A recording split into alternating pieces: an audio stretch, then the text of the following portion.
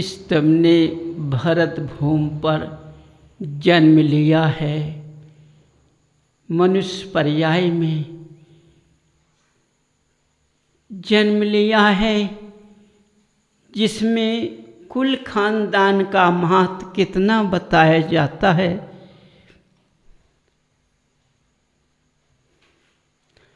जैसे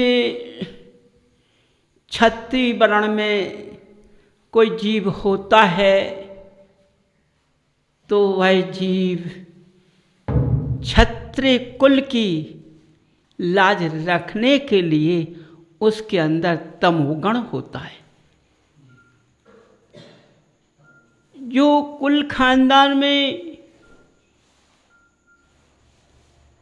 वैश्य धर्म में जन्म लेता है, वह प्यार मुद्रा से बोल के दिखाता है, छल कपट करके दिखा देता है,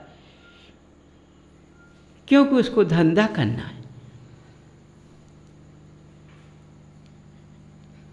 देखो, जो नीच स्वभाव के मनुष्य होते हैं, उनके कुल खानदान का महत्व क्या है। जब तक वो अपने पेट को फूले नहीं लेते हैं, जब तक उनकी बुद्धि का प्रकाश नहीं खुलता है।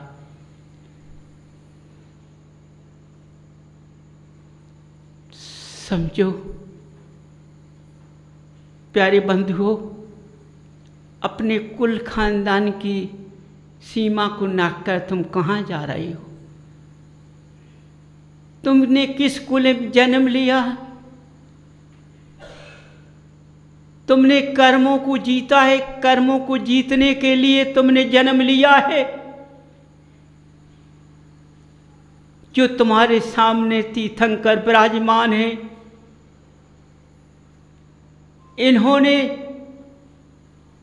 क्षत्रिय वर्ण में जन्म लिया है, तब इनने अपने खुलदान कर देखते हुए आज तीर्थंकर पद को प्राप्त किया है। इनने तन को नहीं देखा, इन्होंने पुद्गल को नहीं देखा, इन्होंने तो केवल आत्मा को देखा है, किसी को नहीं देखा। जिस कुल में ऐसे वीर पुरुष पैदा होते हैं, वो पुद्गल को नहीं देखते हैं, वो आत्मा को देखते हैं, तो कुल का स्वयं स्वभाव बन जाता है।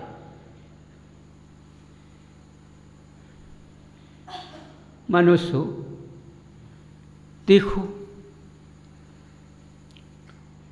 बड़ी एक अच्छी बात है, पुरुष महिला के अंदर जैसे किसी से जलन होती है, जलन होती है, उसको देखता है, देखती है, तो अंदर धधकती है।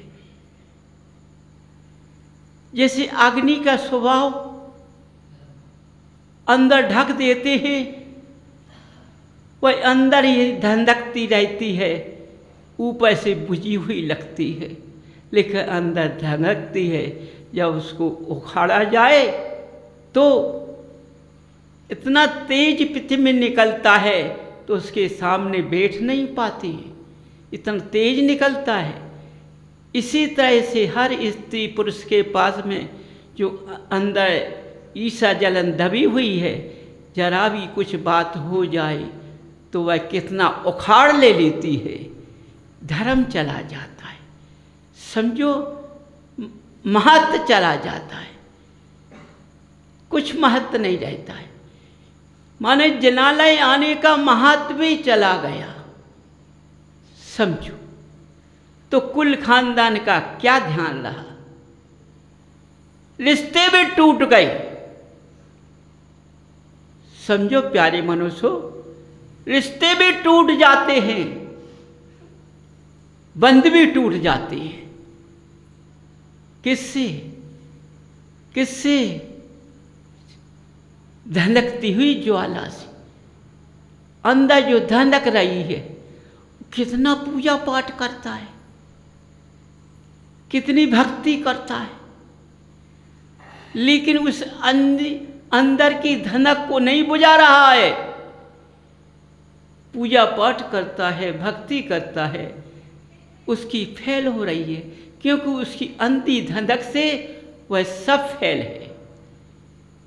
समझो, जैसा बच्चा पढ़ता है, उसका मन पढ़ाई में नहीं लगता है, वो पढ़ता है, सब लोग जानते खूब पढ़ रहा, लेकिन उसको पूछो उसका मन पढ़ने में लग रहा कि मच्छर भगाने में लग रहा है।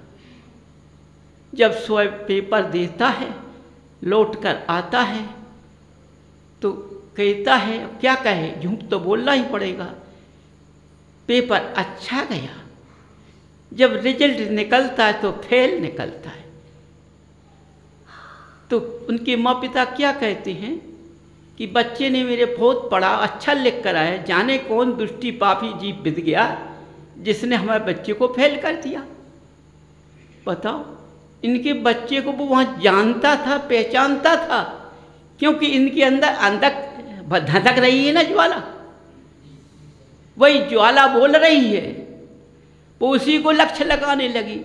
माने पास वाले को तो लगा रही है, घर में तो लगा रही ही है, लेकिन इतने दूर है कि कितने कोस दूर चला जाए तो उसको भी लगा रही है। अंदर की धधकती हुई ज्वाला उसको भी दोष लगा रही है। सोचो, जिसने देखा ना करा, न जिससे तुम्हारा प्रेम न व्यवहार कुछ नहीं, उसको भी लगा दिया। देखो बंधुओं, आज क्या पुरुष महिला कितना होशियार है, समझो कितना ज्ञानी है। क्योंकि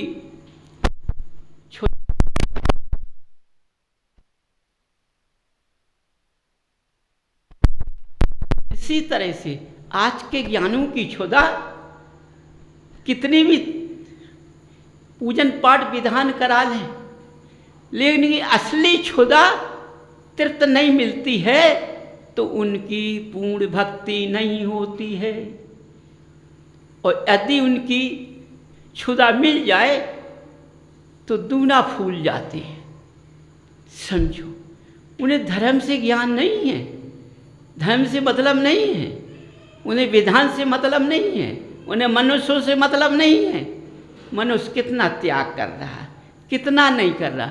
आज कहीं चारों तरफ चले जाइए, किसी भी विद्वान को, ज्ञानी को ये मतलब नहीं है कि श्रावकों से कि तुम कितनी भक्ति करते हो, तुम कितने तपस्या करते हो, कितनी पूजा करते हो, किस अभक्ष का त्याग किए कि नहीं किए, कोई मन।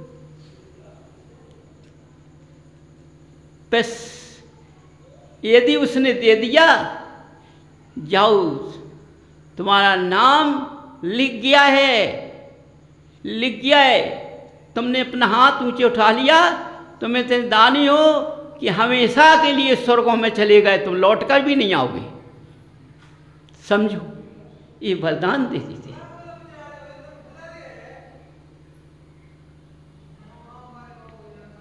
इसलिए मनुष्यों, समझो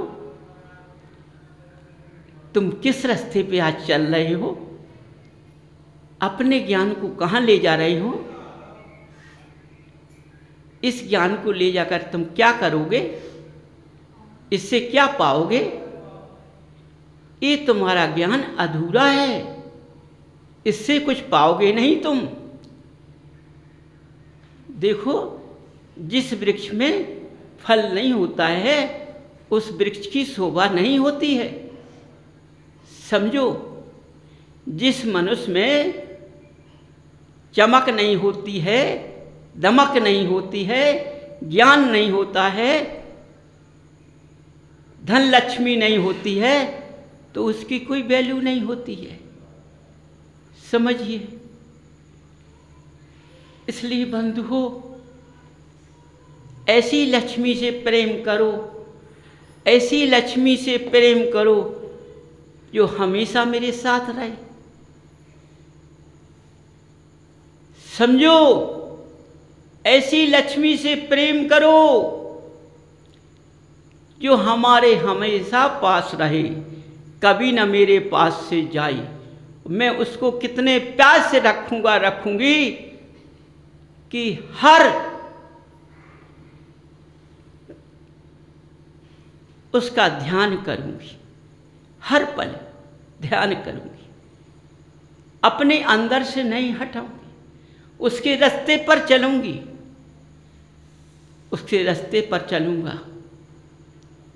समझो, वह लक्ष्मी तुम्हें ऊंचे उठाने को आई है, ऊंचे उठ जाओगे, नीचे गिराने को नहीं आई है। उस लक्ष्मी को तो तुम रोते नहीं हो, उस लक्ष्मी को रोते हो जो कर्मों में फांस कर जाती है। बोलो भाई बंधुओं, उस लक्ष्मी को रोते हो तो समझो, जो कर्मों को बांधती है, जो अग्नि से हमको जलाती है, हमें राक्षस अवस्था में पार देती है, हमें अवक्ष में लिटा देती है, हमारे कुल धन का, कुल खानदान का ध्यान भुला देती है। इसलिए बंधुओं देखो, तुम कितने ज्ञानी हो, कितने भाग्यशाली हो। कौन कुल मिला, किस कुल में कौन मिला? दिगंबर मुद्रा मिली, वीतरागी धर्म मिला, मोह मारा के जाल से छुटकारा मिला। ऐसे स्थान को पाकर कौन सा स्थान अच्छा है? यदि तुम आज हर मनुष्य महिला जो अपने सिंहासन पर किसको बैठाले हुए है, ईर्ष्या और जलन को, तमोगुण को, झूठ पाप पुण्य से उसको अपने पास रखे है। समझिए, देखो आज तुम बैठे हो, ये रात निकल जाएगी तो दोबारा लौटकर नहीं आएगी। आएगी? दूसरे दिन की रात आएगी, आज की रात नहीं आएगी। हो सकता आज रात कितना अच्छा रहा, कल कैसा लगेगा ये पता नहीं, ये तो स्वयं देखना। तो आज का अभी पाया नहीं जाता है तो हम सवेरे का शाम से कैसे पालेंगे? कभी नहीं पा सकते हैं। इसलिए बंधुओं, हर बात को समझो। देखो देखो, तुम्हारी निर्माणी माँ पुकार रही है तुमको। देखो माँ की ममता कितनी भोली होती है। परम पिता तुमको याद कर रहे हैं, महावीर तुमको याद कर रहे हैं। किस प्रकार से, कितने प्यार से बंधु बना रहे, प्यार बना रहे, प्यारो बना रहे, श्रावक बना रहे, श्रावका बना रहे, सब कुछ से तुमको पुकार रहे हैं कि तुम रास्ता नहीं भूल जाना। क्योंकि यदि रास्ता भूल गया तो मैं भटक जाऊंगा, जीवन मेरा बेकार हो जाएगा। बंधुओं समझो, ये मार्ग किसी को नहीं मिलेगा, ये मार्ग कहीं नहीं है। अभी समझो, एक ही स्थान मार्ग का खुला है और मार्ग हैं, लेकिन वो सब ईर्ष्या जलन के मार्ग हैं। क्योंकि यहाँ वीतरागी से मतलब है, रागी से मतलब नहीं है। समझो, तुम्हारे राग से मतलब नहीं है, तुम्हारे वैराग से मतलब है। जो तुमने त्याग दिया है, जिससे तुमने जो त्यागा है, तुम्हारा वैराग बनेगा।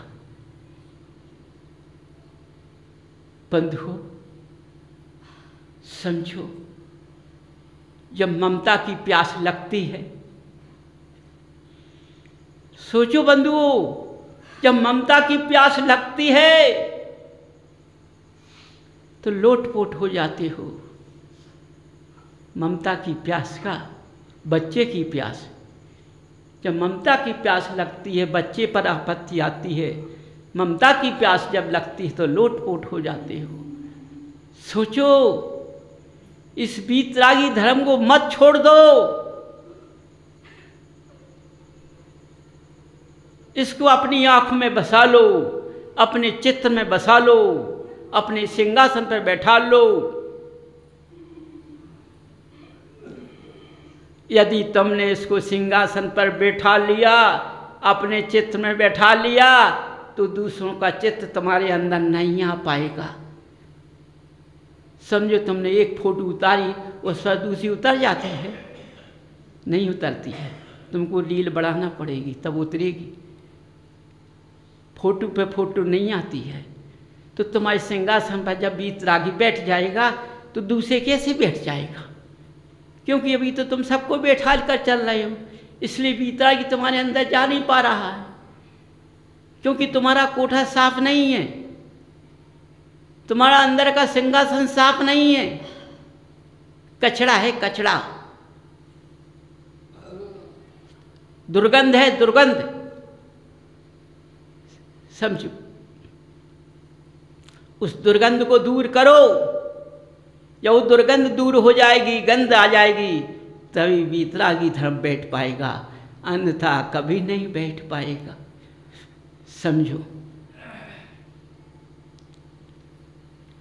इसलिए बंधुओं, देखो, तीर्थंकर कब पैदा हुए, कब बने, और वो समय निकलते निकलते आज आ गया, है ना। तो ऐसे ही समय तुम्हारा निकलते निकलते चल जाओगे, तुम तो हाथ मलते रह जाओगे। लेकिन इन्होंने तो पद को ग्रहण कर ही लिया, तुमने तो किसी पद को ग्रहण नहीं कर पाया। यदि तुम श्रावक बन जाओ तो बहुत अच्छा है। पहले मनुष्य अपने गुरु से पूछता था, प्रणाम करता था और विनय से पूछता था, दोनों हाथों को जोड़कर विनय से बैठता था, हमारी गलतियां क्या हैं। उन गलतियों को पहले गुरु अवध ज्ञान से बताते थे और फिर बाद में भक्ति बता देते थे।